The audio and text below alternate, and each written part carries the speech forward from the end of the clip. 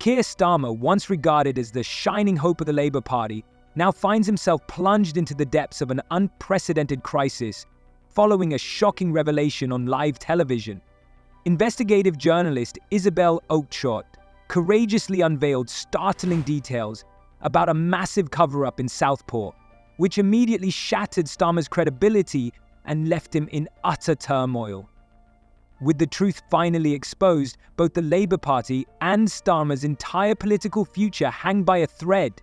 Can he salvage the situation, or is it too late to regain the trust of the public? The urgency and gravity of this issue are escalating.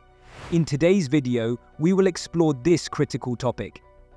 In recent weeks, a whirlwind of rumours regarding corruption in Southport has swept through political circles. What initially appeared to be mere whispers has now evolved into a serious scandal with far-reaching implications, threatening not just Starmer's future, but the very existence of the Labour Party itself. What is he talking about? I mean, that video is just so much guff, isn't it? Nothing means anything. I'm so sick of hearing politicians in leadership positions talking about delivering. Yes. They're not pizza drivers, are they? They're not Deliveroo people delivering takeaways. Nobody knows what any of this stuff means. And I've seen him at it again today when he's talking about why he feels the need to go all the way over to Brazil for the G20, having just come back from God knows where else, Azerbaijan and all the other globe-trotting he's doing. And he always starts his sentence with, "Let's be clear." Yes.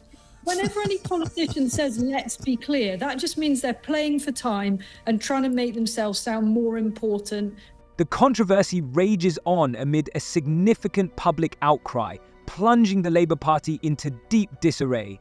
Senior members of Parliament are in a state of panic, convening for an emergency meeting to address this scandal, which has quickly escalated into a true nightmare. One insider characterized the situation not merely as a public relations disaster, but as a full-blown leadership crisis that threatens the very foundation of the party. Starmer's leadership, once seen as the beacon of hope for restoring the Labour Party to power, is now facing intense scrutiny and harsh criticism.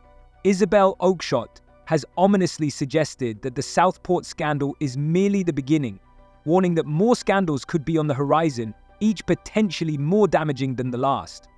If her claims prove accurate, this could trigger a series of events that erode confidence in both the Labour Party and Starmer himself. This moment is not just a test of his leadership, it is a pivotal juncture that will shape his future.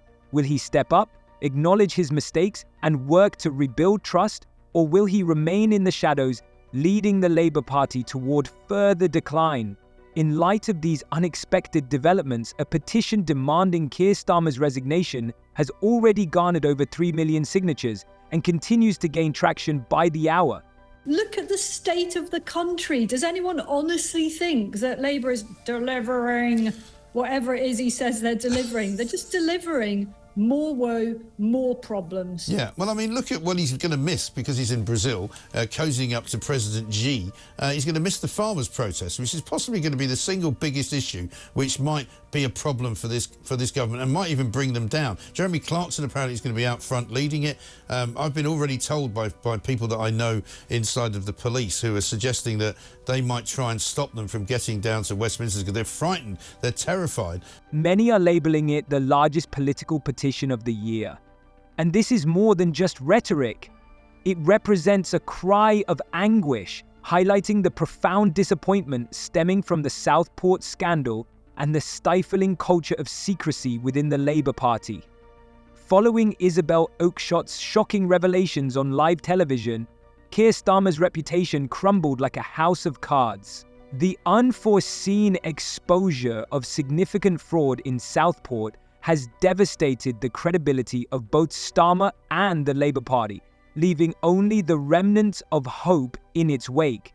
For 7 weeks, the Starmer clan stayed in Lord Wahid Ali, Dr. Feelgood for the Labour Party. You need stuff? I got money. What do you need? I got money. Holidays. You want to go to New York? Yeah. What you looking for? What Loans, you like? loans. 1.2 million pounds. I think I can help you. It's just ridiculous. And that's the problem. It's the scale of this. We'd all like someone like that in our lives, right? But we're not. As I told you, I do know Wahid, and he's a lovely man. He's a nice man, and I know from the kind of guy he is, he's not trying to get advantages for his business, but he is one of those people. He just likes to be in the mix. Yeah, and thank you for sharing. Questions surrounding his leadership, particularly regarding the need for transparency and the handling of critical issues like immigration and the economy, are now facing intense public scrutiny.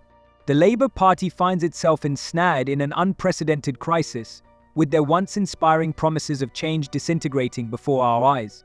Can they rise from this setback, or is this truly the end for a party that once symbolized hope and justice for so many? Only time will reveal the answer, but for now there is a palpable sense of anxiety and uncertainty in the air. Well, I'm not really surprised that Channel 4 couldn't get its head around the story, because they don't have the right judgment. You know, they are out of touch with how viewers and voters feel. This is actually kind of one of the most dangerous stories for a government or political party, because it's really quite easily understood. It's just a rich guy, and I actually make no criticism of him. It seems he's played his hand quite well, spraying money and favours around the very top of this government. And people hate that stuff. And they also recall that the last bunch that were the recipients of this kind of largesse were the Tories, and they were the ones partying in Downing Street and so on. And guess who was on their high horse criticising it all? It was this lot. And that's what people hate. They hate the hypocrisy. This region is vital for any party aiming to establish a dominant position in the country. However, recent events have uncovered a troubling reality. Individuals are being mistreated, often without any justifiable reason, for police involvement. Now, as serious issues begin to surface, it has become clear that millions of pounds earmarked for public projects have seemingly vanished. These funds, meant to enhance infrastructure and social programs, have disappeared without a trace, leaving only disappointment and frustration in their wake. Thanks to Isabel Oakeshott's tireless investigation, the truth has finally emerged, and it is nothing short of shocking.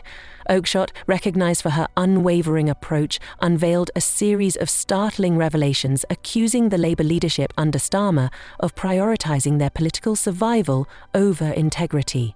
She cautioned that public trust would continue to erode as members of Parliament would be silenced, fostering a bleak and oppressive atmosphere within the party. Oakeshott asserted that Starmer's team intentionally withheld information about the Southport scandal to safeguard their reputation, raising serious concerns about the future of the Labour Party. They hate the lies, and it's quite obvious to me that there have been lies and that there are still lies. So in itself, that setup of the message during lockdown from Lord Ali's flat that was made to look like Keir Starmer's own property, that was a lie. And that is, for me, possibly the worst and most damaging aspect of this story. That this is a guy who is leading our country, who is the representative of the United Kingdom at the United Nations. You know, he's not the head of state, but he's, you know, the leader of the nation. He has lived a complete lie. She even went so far as to suggest that Starmer himself might have been aware of the financial fraud and possibly approved efforts to conceal it. Oakeshott highlights a troubling culture of secrecy that could erode public trust in the party as a whole, leaving people feeling confused and bewildered. Referencing information from Dominic Cummings regarding internal processes, Oakeshott contends that Starmer would likely have been made aware of such critical details within minutes or hours. Reports indicate that millions of pounds designated for community development and infrastructure projects in Southport remain unaccounted for. These funds could have been a beacon of hope for local residents, transforming their lives and enhancing the area's prospects. Instead, The resources have simply vanished, leaving behind only painful questions and a sense of betrayal. One expert emphasized that this points to a cover-up at the highest levels and, more importantly, raises the troubling question of why the Labour Party opted for secrecy over transparency.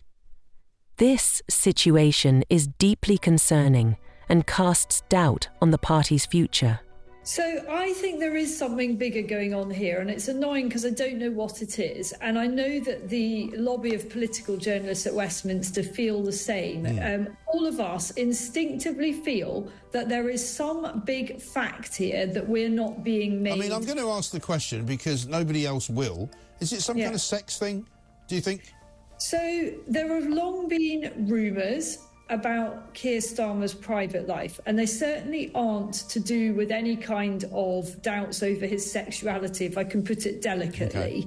Okay. They are to do with his past and what the shape of his family really looks like. This situation represents not just poor financial management, but a betrayal of the promises made to the very people the Labour Party claims to serve.